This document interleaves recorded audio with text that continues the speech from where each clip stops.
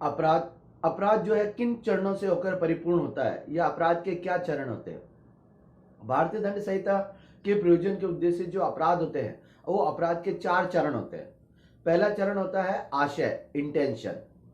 तो इंटेंशन, किसी भी व्यक्ति का जो इंटेंशन है किसी अपराध करने के संबंध में, सर्वप्रथम उसके मन में जब इच्छा उत्पन्न होती है वो इच्छा ही इंटेंशन कहलाती है। यानी अपराध करने की इच्छा उत्पन्न होना अर्थात इंटेंशन उत्पन्न होना या आशय उत्पन्न होना कहलाता है।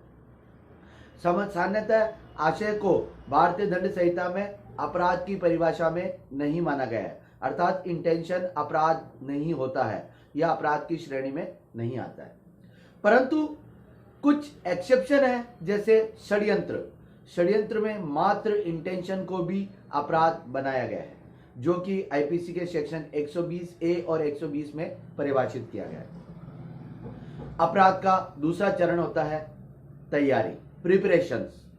सामान्यतः अपराध करने के लिए अभियुक्त या वो व्यक्ति अपराध कारित करने के लिए जिन साधनों को वो एकत्र करता है, कलेक्शन ऑफ द मीन्स, यानी साधनों का एकत्र किया जाना ही क्या कहलाता है? तैयारी कहलाती है।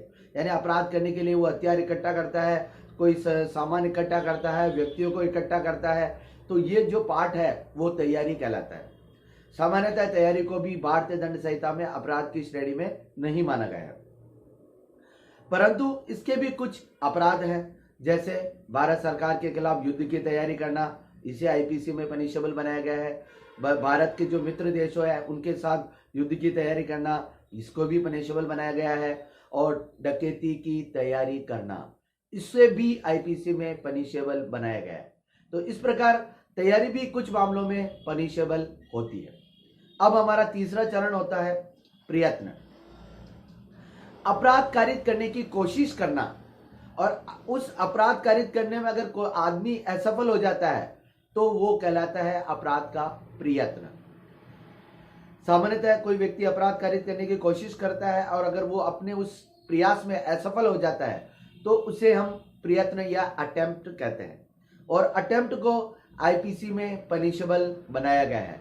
भारतीय दंड संहिता की धारा 511 लगभग आईपीसी के सभी अपराधों को क्या करती है? उनके प्रयत्नों को दंडनीय बनाती है। कुछ अपराधों के प्रयत्न अलग अलग सेक्शन में दिए गए, परंतु 511 में लगभग सभी अपराधों के प्रयत्न को दंडनीय बनाया गया है।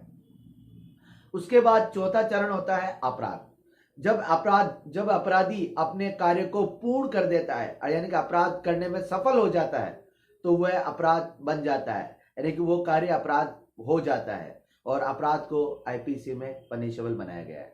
तो इस प्रकार जो अपराध के 4 चरण होते हैं, पहला चरण इंटेंशन होता है, दूसरा प्रिपरेशन होता है, तीसरा अटेम्प्ट होता है, प्रयत्न होता है, और चौथा होता है अपराध स्वयं।